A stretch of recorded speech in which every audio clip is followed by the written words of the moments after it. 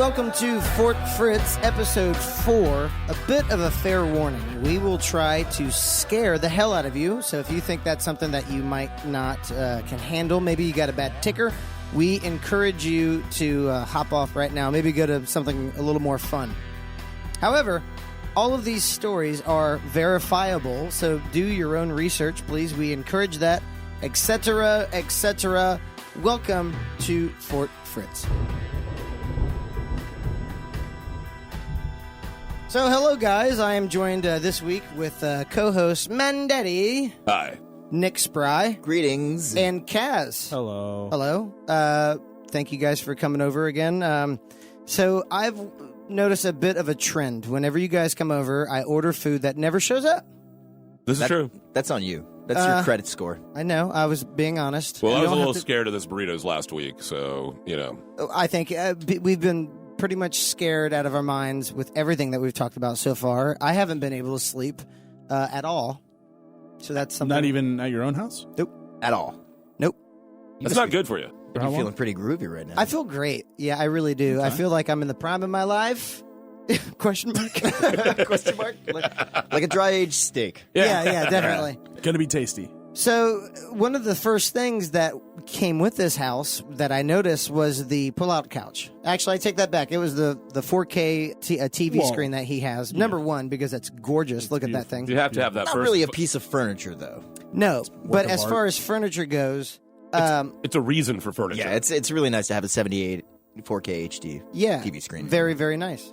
Even when you put numbers in front of it, it still sounds great. Nerds. When I actually realized it was a pull-out couch, what is the first thing that you see about this thing? It's all the covers and sheets on it. Yeah, but like it looks Those pretty pillows new. look. Yeah, I mean, It does look Well, 'cause it's never been new. pulled out. That's what I thought. But if you look here, when you pull back the covers, you see this? It's paperwork. what? And So you've never slept in this, obviously. But no, I don't think no, anyone I has. haven't. So if you look at this paperwork, it appears to be written in another language, and Yeah, I up was gonna say, I here can't read it that. says lingua latina. So do you think it's Spanish? Like a Spanish lady's tongue? I Like a speak little taco de Spanish. lingua? Let me take a Taco look. de lingua. Taco de lingua. Let me read a little bit of it. This is the first page. It says, "Qui bono genus irritable vatum absentum ledit cum ebrio qui litigat caveat emptor hic jacet Felix Fritz magna est veritas odium praeclarum," and then it says at the very bottom here, it looks like it's written maybe with the left hand, Magister Mundi Sum. So is that Spanish? That's That's spooky. that's definitely not Spanish. That's not Spanish. That's Latin. You're saying that's Latin? That's the Latin, basis and for all if, Latin languages would be Latin. Oh, hell. Okay, So wait, a, wait. Let me go a back Spanish here in my- Latina didn't? Let me get my mind palace going here ahead. and look through the files. It's I know gonna I- take a while. Yeah. Hold on a second. Wait. That's if I'm roughly translating them, it's Mm-hmm. going to say, "Who benefits? The irritable race of poets. It's foolish to argue with a drunk. Buyer beware. Okay. Here lies Felix Fritz. Great is truth. Oh, what a beautiful day. I am the master of the universe." So was the This house was owned by He-Man? the Magister Mundi Sum? He does have Castle Grayskull? Question mark. Oh. Written here. In So- English, though. So that would be, yes, in English. Yes. Okay, all right. They were I didn't know if fair. he wrote that in Latin. He did not translate that. So Magister Mundi Sum as I am master of the universe. Okay. I have the power. Is that anywhere under there? So I you're the am the nephew powers. of Either He-Man. that or it's a reference to a Black Sabbath song. So Latin language. Or Queen. Where does this pick up? Where's the Latin language used? Latin places. Italy, right? Actually, in the Catholic Church. Oh, nice. Okay. Yeah, well, that all Right. sounds like something that the priest said in the movie Exorcist or something, during that really fun scene. Oh yeah. Actually, you know Okay, what? so like a possession, of the Catholic Church. That's exciting stuff. So kind of like a possession if some kind of demonic entity entered Felix Fritz and made him write in Latin. I don't know any demon that says, "Oh, what a beautiful day." Yeah, that's pretty. That's what a beautiful morning. it's very flowery. It's interesting that you would say that. The demons actually, according to possession myths, actually get pretty poetic and pretty interesting in the things they're saying. It's not all just sort of the sort of nasty Okay, visual. just stop it. Just tell me tell me about possessions. Do you know about anything? I actually do. There's one story of the possession of Elizabeth Knapp.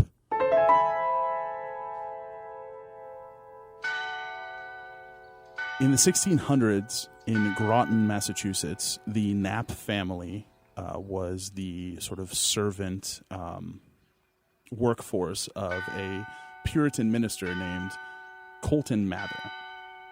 Colton Mather was a very educated man. He did a lot of writing, a lot of reading, and he just so happened to provide one of the most complete accounts of a supposed demonic possession in America. This possession was of the 16-year-old Elizabeth Knapp, who was a servant of his at the time. The story goes similar to most possession stories, most possession myths, if you will, that Elizabeth was a normal girl, everything was going fine, and then about the age of her puberty, teenage years, she suddenly came down with fits and violent episodes where she would be, saying things that were very unlike her normal, demeanor. During this time, there were, the standard sort of possession tropes. Things were showing up on her skin. She was, according to Colton Mather's report, she levitated. She did things that were outside of the natural physical abilities of a normal human. Her arms and legs would get sort of grotesquely contorted, and she would, she'd move around in these weird sort of, unhuman, non-human ways. So this obviously freaked her family out. They were very worried about it. And Colton Mather was able to sort of document this possession as it was going on. And in sort of contrast to the normal documentations of things like this, he had doctors over it. He had people who were physicians and who had science, degrees, and people who were like, learned men of the area. They came and verified. Everyone sort of had the consensus that, yeah, this is a demonic possession. Like, these are people who were, college educated, not superstitious people who were like, yeah, this is something else. Some of the more creepy things that she would say, and this is kind of what drew me to the story, in that she's a 16-year-old servant girl in Massachusetts in the 1600s, but she's essentially giving this priest the business while they're doing this possession. These very venomous things are coming out of her. It's similar to she would chant the words "money, money, misery, sin" over and over and over again in the night. The priest at one point attempted to have a dialogue with the quote unquote devil that was possessing her, and she fired back and called him the greatest black rogue of all, and that even though it was something similar to, even though the devil was in his chains, he could still knock your head from here. So these very creepy, deep, sort of demonic things coming from this girl who, by all accounts, is a farm girl somewhere. It's a lot of. Yeah, but 16 years old in 1600 is like 45 nowadays. Yeah, right? Yeah, stuff's totally different now. So, as with a lot of possession cases that we actually have some documentation on, this came from a very heavily religious area. This came from a person who was a figure of authority in the religious community. So you got to kind of take this with a grain of salt. And there are several people that will tell you that this well-documented case of this woman was essentially a girl who was struggling with mental issues and who was also struggling against her station in life. She was the servant of this person, and she didn't have any. It was the 1600s in Massachusetts. Like, there was no vertical movement. So at this point, she's sort of railing against the authority figures of her time in the only way she can, which is to just stop working, stop becoming the servant girl, and to sort of change into this. So you're saying that it was just a bunch of bull, and that you don't think that she was actually possessed by a demon? Because I think, why not, dude? Yeah, there's a lot of great possession stories too. Right, and I mean that sort of begs the question: and how many of these have that sort of similar vein of the authoritarian kind of religious person dictating that this, maybe slightly lower on the caste system person is kind of acting out of turn and not doing what they're supposed to be doing, and then all of a sudden it turns into demonic possession. So this was before the Salem witch trials? Right about the same time. So there's a heavy current of the sort of the witch hunt vibe. And it actually, interestingly enough, Colton Mather served on some of the, I guess you would call them, if you could call it, judiciary boards for the Salem witch trials, but actually voted against the burning and execution of several women because he didn't feel like they were actually witches. Colton Mather's a great name. It is. It is. It sounds like a Was handsome that from cowboy. the Fall Guy? Yeah, something like that. Yeah, he's like a stunt guy or something like that. Hello, like I'm like Colton Mathers. Yeah, it's pretty it's good. like a Burt Reynolds role. I've Colton been Mathers. blown up 24 times. Why did you become English all of a sudden? Wait, it's Colton. I get is very exploded British, all the time. I Mathers. do. One thing, it seems to me with cases like this, especially before it's a mania like the witch hunt trials, where maybe it's just someone who happens to be way more intelligent than the people around her and just really flips out and gets Right. mad. Yeah. Where she's had to hold it back because everyone around her is so oppressed intellectually, and that just finally their intellect this is Absolutely. the only way to burst out. Absolutely. Wow. I think that's in addition to just sort of a reduced understanding of mental health issues. There's Of course. also choleric. Good.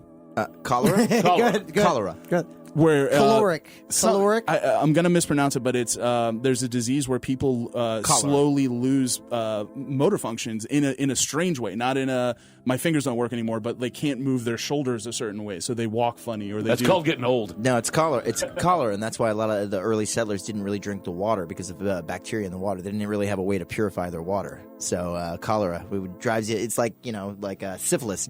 Slowly eats your brain Right, away and- until you go crazy. So I mean, Which yeah, sounds like a great is dance the- song. Why is that funny? It's good. I'm like, that old Slowly eats your joke. brain Right away. away. That's awesome. But what happened to this girl? All public record of this woman completely falls off the face of the earth after Colton Mather's report of her possession. There are some people that claim to trace their lineage back to her, so there is some sort of consensus that after this happened, she just sort of rejoined society, and it was kind of a, hey, that I was possessed by a demon when I was 16, but now I'm cool, and we're just gonna move forward with early 17th century Massachusetts. Public records probably did not. They were not very extensive back then. There is that. Lord knows. I don't know. Those floppy disks they had back then had like 6 megabytes at best. A turtle that has like some words carved in its shell. You just let it go. There you go. Let it go That's into like the woods. putting it in the Like, cloud. Good enough. Good enough. Yeah. Put it in the turtle instead. Put it on the cloud. You got to put it on the turtle and then just let it go. And it's out there. It's out there. It's out It's out there, man. It's The the old town town clock. crier. Just this tortoise that never went anywhere with just this cowbell on its neck. Just And people random just walk facts up and scrawled go. on its back. Yeah, you don't say. And if you hear the Farmer bell, Benelli. you're like, we're under, like that's your email. You're like, if you, that's what's going on today on the turtle. They would just etch another message out into this poor turtle shell, like, why? Every moment is agony. And then they would just go, ding a ding a ding a ding. And then everyone would come over and pass. over I the already tortoise. read this. Damn turtle's not even updating. Slow How ass can you, turtle. can you refresh the turtle? The daily tortoise. Let's take a small break. Buzz tortoise. I want to go back into this. If you don't mind, we can delve a little further into the possession Absolutely. Fortean topic. You are listening to Fort Fritz.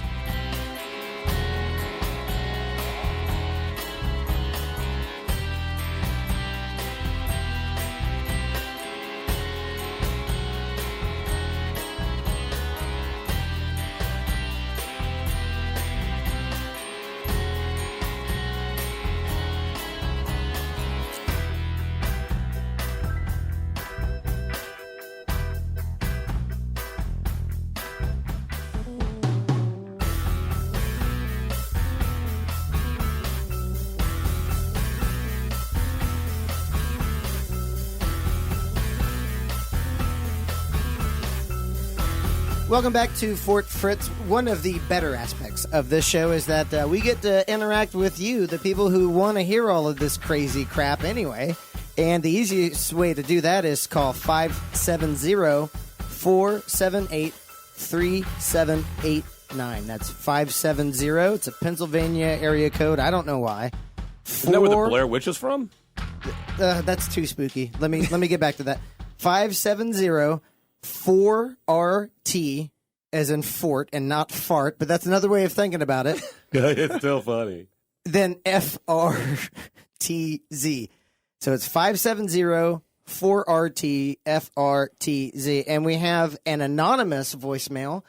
So let's go ahead and delve into that. This is an anonymous voicemail sent in by one of our callers, and we thank you for it. Here's the story. I had an inmate who had been down since the late 70s. He was incarcerated when he was a late adolescent. He had 2 older sisters, and his mother had not abandoned him or given up on him. He routinely had hallucinations of small soldiers outside the window with chrome helmets, and he would hear voices, and he, sadly a classic schizophrenic. One summer, around July, I believe it was, he reported seeing his mother hovering outside. He was on the 2nd floor of our building, seeing his mother hovering outside his window and beckoning him to join her. Anyway, he had been in regular communication with his family in general.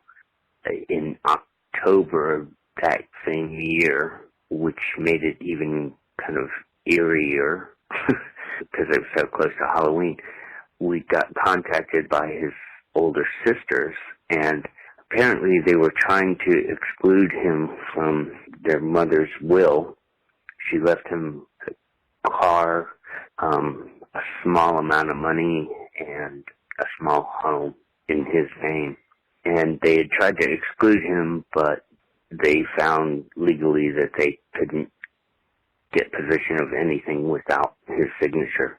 And it turns out she had died in July of that year. This guy started seeing his mother hovering outside his window. She had actually deceased. We have someone who was inside of a prison, presented with schizophrenic qualities, but also at the same time kind of sees almost in real time the ghost of his mother. Thoughts? Well, the interesting things about, especially when it comes to hauntings and a lot of paranormal stuff, is that it's a lot of family-related stuff. That stuff that seems ancestral in almost a way that a lot of ghost stories and haunted house, everything, it always seems to be like there's relatives involved. So maybe there is some sort of spiritual connection between family members that you just can't experience in any other way. It also seems like with a lot of these stories, especially like going back to what Kaz was talking about, how maybe someone with mental disabilities sometimes is closer to the thread of the occult somehow. Like they're more in tune with the spiritual realm. I like that argument. And they are spoken to more. Well, one of the big theories when it comes to poltergeists is a lot of people believe poltergeists to be there always seems to be a young like teenage youth somewhere involved, and they have energy and hormones off the charts. Right, and they say that poltergeists don't haunt houses; they haunt people. Right. What the hell does this have to do with a schizophrenic person in a jail? No, I mean, I'm just saying that it's a family-related thing. It's a familiar thing that that spirits seem to come back to family members, and so that seems to be Sort a of common like thread. Late mysteriously deceased uncles. Yes. Well, don't creep me out. Damn you, That Kaz. leave pull-out beds for certain nephews. Demonic pull-out bed. I'm just saying that voicemail was really, really cool and creepy, and definitely what we want to hear, right? When Absolutely. Yeah, that people was call in, actually that was creeped us great. out. Are you sure that's what you want to hear? Thinking about deceased family members coming back to haunt you? Yeah. I just want more of that kind of stuff. That's great, and we can just leave it open-ended. We don't even have to comment on it. We can leave that for you guys at home. Didn't we just comment on it? Bring your A own. little Shut up, man, daddy. Now I'm off to this thing, this bed. Do you think? Okay, so that Latin thing that I said about the hic jacet. Here lies Felix Fritz. Do you think this is his deathbed? Like in a literal I sense? don't know. It looks so new and unused. It does, right? Kind He's of just fresh. being Like very any literal in the diamonds. fact. Maybe you just had a good. Did your Uncle Felix have a good sense of humor? Maybe I don't 'cause know. Here lies Felix. Maybe he's where he sleeps. It's a pull-out bed. Here lies Felix very uncomfortably. You There's- can't sleep well on a pull-out bed. You just can't do it. You can't. Depends on Maybe how if much you're you dead. drink. I think. Or That's how with dead you everything. are. I think if Felix really was possessed by something otherworldly, and Kaz, maybe you can help me out with this. Would this thing, if you will, would it exist inside of him even if he did die in the house, or would it leave him?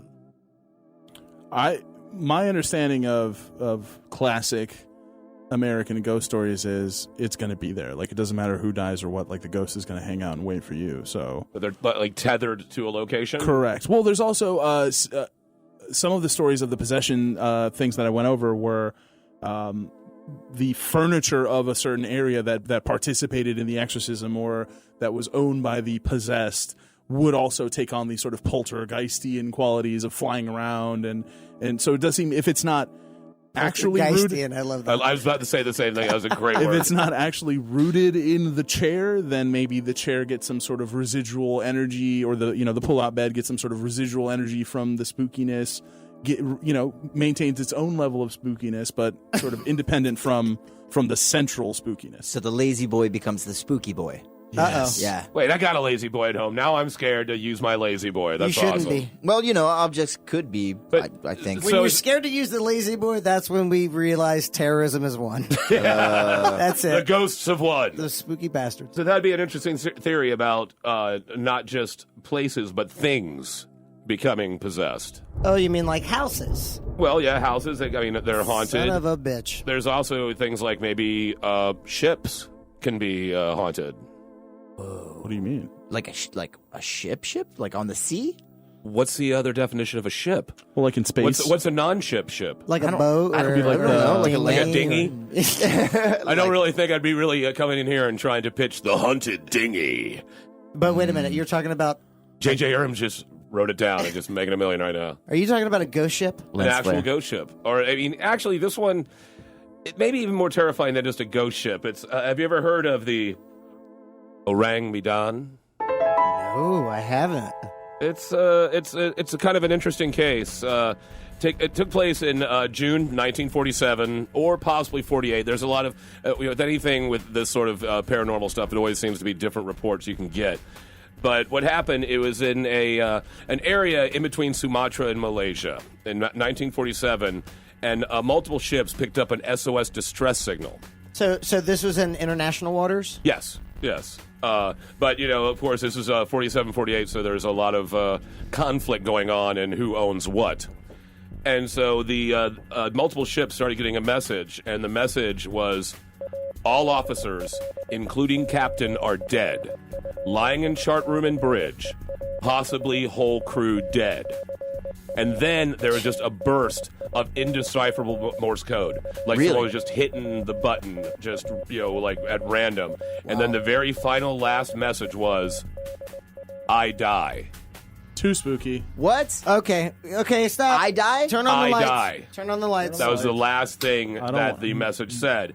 And so the two different ships, a British and a Dutch ship, worked together. They triangulated the what they thought the position was. It took them like about 3 or 4 hours or more to get there. But then they finally got to the ship. And actually, no, excuse me, it was an American ship. An American ship, the Silver Star, was the one that, so it was 3 ships. It was going to triangulate because of math. But, and so the Silver Star, Math is spooky. I know, math is the spookiest thing of all. I was really scared, and now I'm Yeah. chuckling. Imaginary numbers are like the ghosts of mathematics. I don't like it. But anyway, so the Silver Star gets to the Orang Medan, and they try to hail it. They're getting no response whatsoever, so they finally decide to board the ship.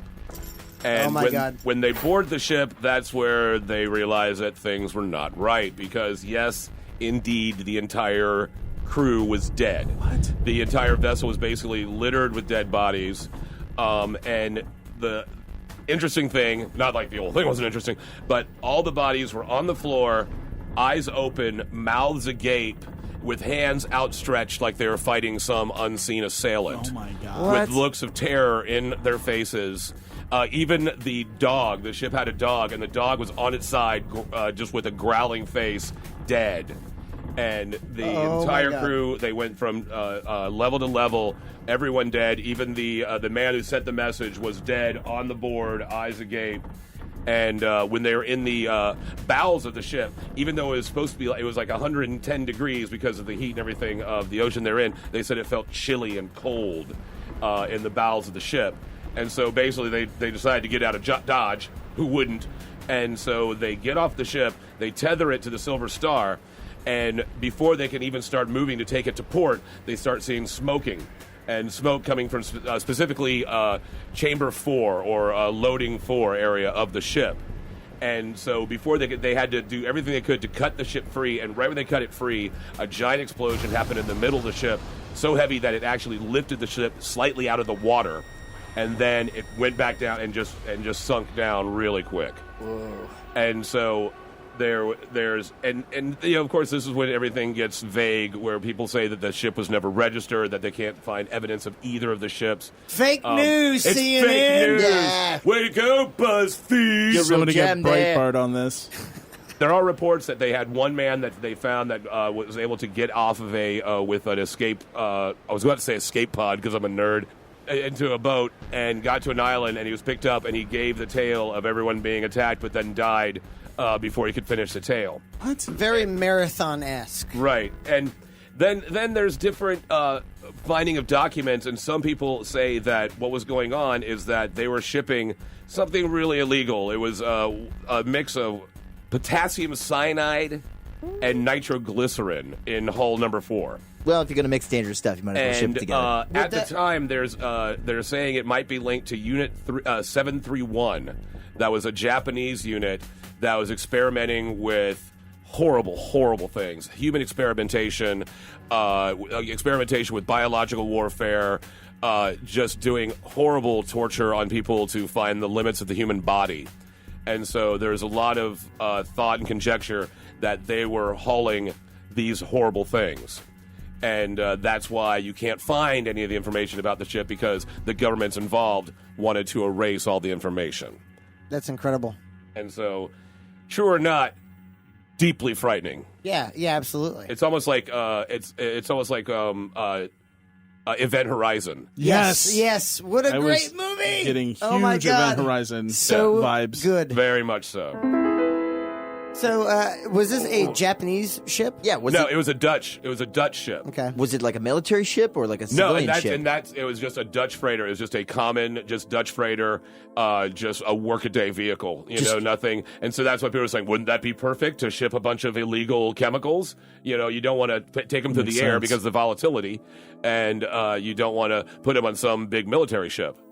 This mixture of different drugs you mentioned Potassium cyanide and nitroglycerin. Okay, so are these drugs that would trigger some kind of psychological or neurological response to hallucinations? Or Well, the gaseous extra- potassium cyanide could possibly do that too. I mean, it's think about the potassium nitrate, potassium chloride, the effects of the human body, and then you have we have nitroglycerin, which of course makes the boom boom.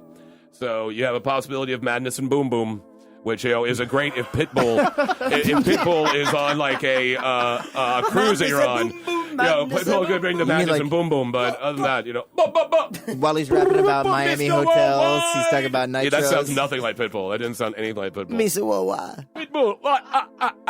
One Miami. I've decided that we all do the worst Pitbull impressions of anyone on the planet. Yes, I think that's thank you. scarier than the whole tale I just told. Well, I love it because you know what? I've got chicken from the chicken joint over here, and we're just Finally. having fun. Yes. Having fun talking about spooky stories. And good Lord, if Orang Madan, if that is true, and it's certainly fascinating. I don't even care if it is. It's just one of those great like urban myths. Frightening. Yes. But at the same time, I think because of the mixture of the substances on board, maybe more research could be done, or maybe has already been done about how that could trigger some kind of neurological. Yeah, but then you got the SOS. All officers are dead, and then I die. I die. That's the scary thing. Just I die. Do you hope to die screaming or just saying I die? And are there records? Like, is this all documented? Plus his grammar. There's different. Yeah, it is the horrible grammar. I don't want to die with bad grammar. Well, if you're choking I have to- died, or I'm dying, but I die. If I you're choking to died. death on potassium gas, I don't know that you're necessarily concerned with like formulating a perfectly clean Subject, grammatically predicate. correct. That's all I'm saying. All right, fine, you nerd. But think about having to type it out on Morse I code. know, that's true, There's that's something true. really sad about that. Especially if your body is. It's like I could do convulsing. dying, but there's gonna be so many extra lives. I'm just going, I die. It's like writing a text and you just go, I die. LOL. Lol. I die. Lol. LMAO. Let's take a little break. Let's eat some chicken from the chicken joint. You are listening to Fort Fritz.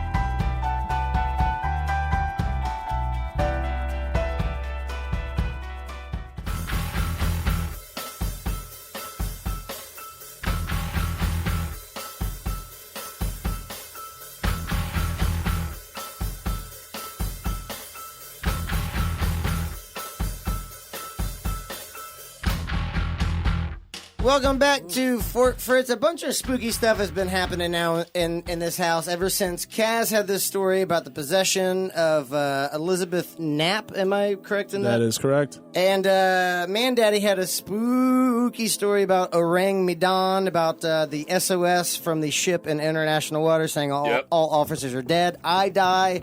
So, I'm leading into it. so and now we are... like, actually legitimate things are happening in Fort Fritz. Things are falling, Things are falling down. And everything is breaking. And I am in a real pickle jar because I don't know what to do now. If my house has been haunted, and this pretty much seems like conclusive proof. If Felix Fritz did die in this pull-out couch, and his spooky Latin, most uncomfortable way to die possible. I mean, seriously, In a pull-out and he couch? died on a pull-out couch. Died uncomfortable and wriggling. Awful circumstances for Felix. Well, the bed was nicely made, so. Would you think you're more of in a kosher dill pickle jar or like a sweet gherkin? Describe the pickles I in get this it, jar. I get it. I see what How you... Bread many and butter pickles? stackers? If I had to, they would be quarter cut. Oh, all right. Cornichons. Thank you. With little Cornichon. with little sweet ones. Little good. Sweet So baby gherkins. Oh, God. Sweet baby gherkins. Sweet baby Sweet gherkins. baby gherkins. That's actually my rap name. Sweet baby gherkins is your rap name. Coming to the stage, sweet baby gherkins. What up, y'all? Bring it. Sweet baby gherkins. So we've had one story of a baby gherkin, and that was recent. That just happened. And then we had the story of the ship becoming maybe haunted, or maybe had some kind of biological chemical warfare from Devil ship. a mixture of the drugs. And then we had a woman who might have been acting out, might have been rebellious, who was acting out against her caste system in the 17th century. Right. So all of this stuff can kind of be explained. It's spooky, but it's, I think I could spend the night here. And you know what that means. If I spend the night, this podcast is over. Well, that kind of reminds me of a So scare the hell out of me. almost Next an Friday. inexplainable story. Whoa. Yeah, the story of the Dietlov Pass incident. Dietlov Pass. Dietlov. Dietlov. Basketball player named Dietlev Schrempf, I believe, is who you're talking about. No, Dietlov Oh. Pass. Talking about Igor Dietlov. Okay. He was actually the leader of a skier-hiker expedition group during February of 1959 that was all mysteriously killed. So originally, the trip was supposed to be a 14-day expedition to Otorten Mountain. It's about 10 miles north of where the incident actually happened. And the encampment that night where they stayed was on the slopes of the Kholat Sykyal. It's a Russian transliteration of the local Mensai. It's the indigenous people there, which literally means dead mountain. They had all been students together at a Polytechnic Institute. Well, most of them had been students together at a Polytechnic Institute in the Ural Mountains. And they had taken a train to Ival, which is on the outskirts of the northern Oblast province. And they then took a truck to Vizhai, which is the last inhabited settlement so far north of the Ural Mountains.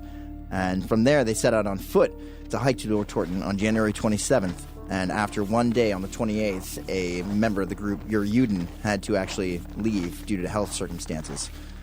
And the group stopped on the 31st. We know this because they loaded a cache full of supplies for the return trip, and then they started off into the slopes of the Kholat Sykyal on the 1st. But a storm came in, and it set in with ferocious temperatures averaging around negative 18 degrees Fahrenheit during the onset of the storm. And people believe it was during this night, on the night of February 2nd, 1959, that something happened. I guess the best way to explain it is to talk about how their remains were found. Let me tell you about a little bit how the remains were found. So a few weeks later, after they had not returned to where they were supposed to, a group of volunteer students and professors from the university went out searching for them, and they were found, or at least their campsite was found 10 miles south of the Otorten Mountain. These were semi-professional hikers. They were very experienced. They'd all been part of clubs and previous expeditions before.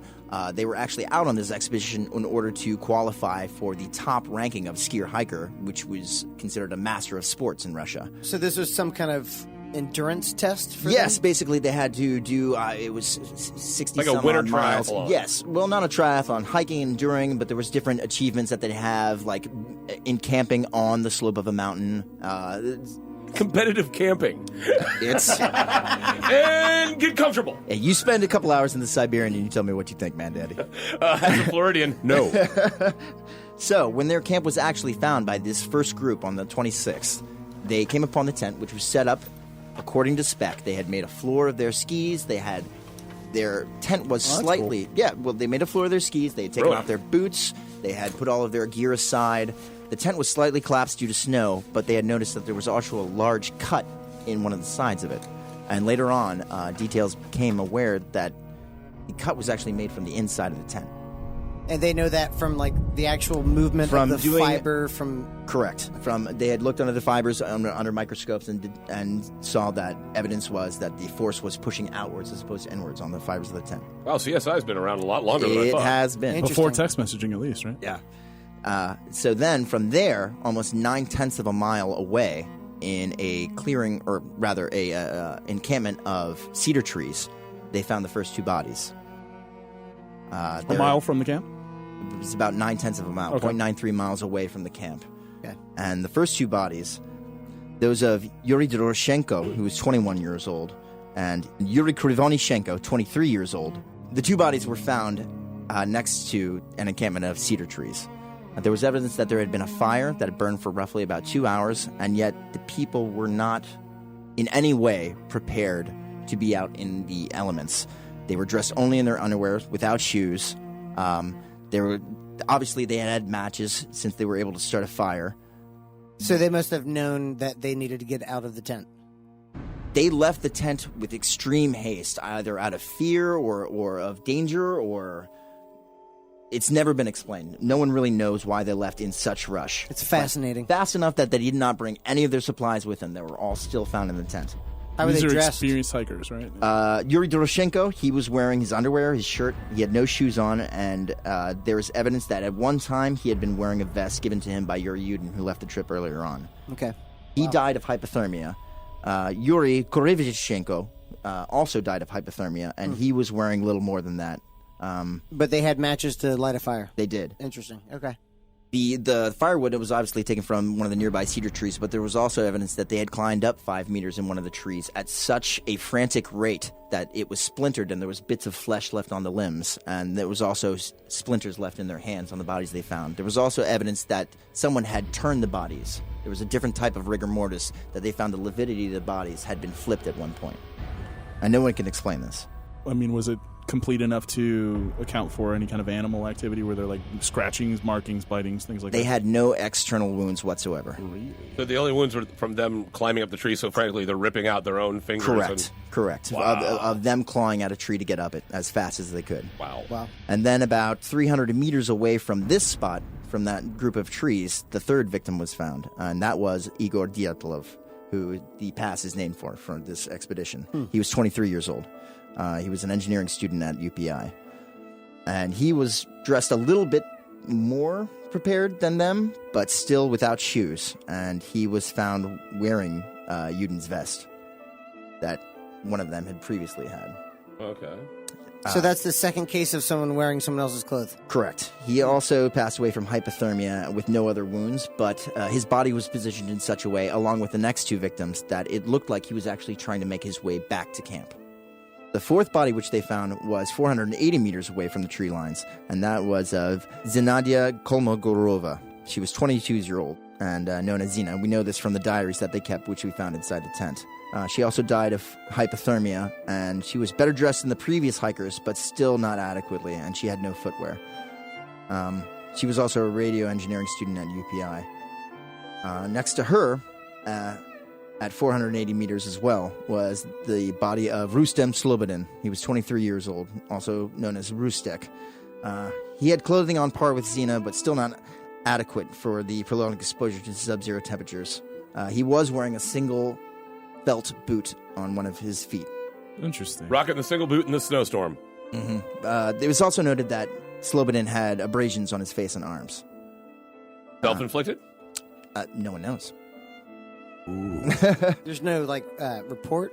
There are reports, but a lot of the reports after the first group found the encampment and the first 2 bodies, it took another 2 months to find the rest of the victims of the incident, and the government got involved, and helicopters were sent out, and the army was enlisted in this. So they could figure out which way the there knife was was a lot going of through a tent, and they could documentation. figure out who hurt the guy. But it was kept quiet for about 50 years, and a lot of the information that has come now is redacted. So where things get really spooky is where the last 4 victims were found. They were about 75 meters further beyond those 3 bodies that were seemingly trying to make their way back to camp, and they had found their way into a ravine. They had even dug their way into 4 meters of snow to try and build a hollow out and reinforce it with cedar branches to try and create heat.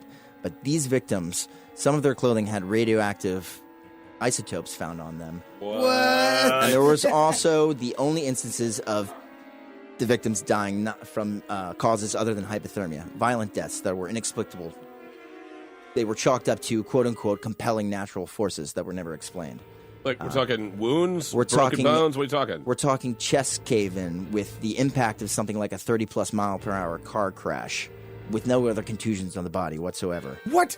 Or one of the victims, the youngest of the group, she was 20 years old. Her tongue was removed, and they found evidence that What? it happened while she was still alive. Oh, No way, dude. No, it's true.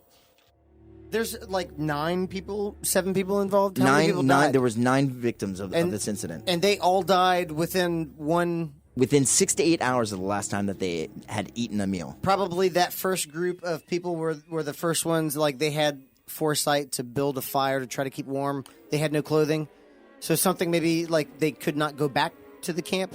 Yes, that's the real question, is what would make them leave their camp without any of their gear, without footwear. Only 3 of them were found with any evidence of footwear so fast that they wouldn't take anything they needed to survive along with them. there is a common effect of hypothermia where people remove their clothing, where they Yes. feel like they're It's- actually burning up. Yes. Even though they know they need actual heat, they feel like they're burning up, and so removing the clothing is a common thing from hypothermia, but there's so much more. That's referred to as paradoxical undressing, and it's a malfunction of the hypothalamus We opened for those guys gland. in Tampa. Once the government was involved, there was a lot of speculation and controversy about a cover-up that had happened there, especially because one of the members of the group, he was 37 years old. It was Sasha, as he was referred to, Zolotaryov. He was a World War II veteran. He had it's suspected highly that he had been contracted by the KGB. He was an experienced hiker. He spoke 4 different languages. He had just been introduced to the entire group this one trip at the very last second. And when he was found, he had the most clothing on out of any victim. He had taken clothes from the other corpses. He had a camera on him, which was not on their inventory log, so no one knows why he had brought a secret camera along with he him. was And dead. yet ran out of the encampment with making sure to grab this camera. He had a compass on him, he had maps, and money on him.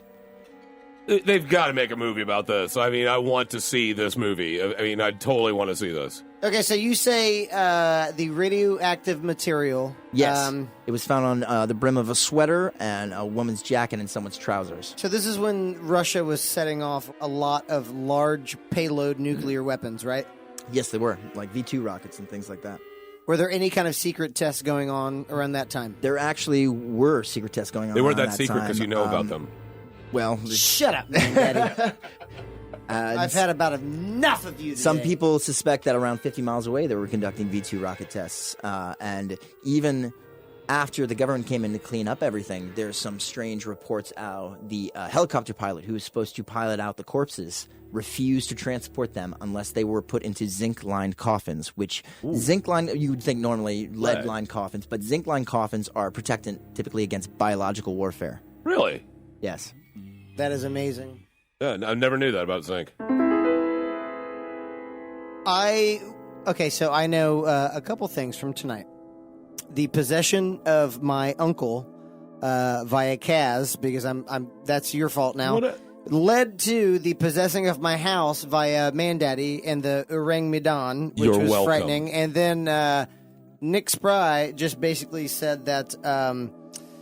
I could die right now from a secret government weapon. And he did it. I'm now too frightened to stay here. Oh, come on, man. Give it a shot. Let's just Come on. walk. Let's walk to the chicken joint. There's still some chicken knuckles here in this tray. Walk to the chicken joint. Chicken knuckles. Oh, them Yeah. knuckles the best, Yeah. boy. This ball and shoulder joint is banging. Okay, let's go to the chicken joint. Let's eat some chicken. All right. I guess that's where they keep the chicken. Do they have beer at the chicken joint? They got beer at the chicken joint. All right, I'm in. I'm in. All right, you're listening to Fort Fritz. We will catch you next week. If you have any kind of spooky story, call 570-478-3789. That's 570-4RT-FRTZ. And we will catch you next time.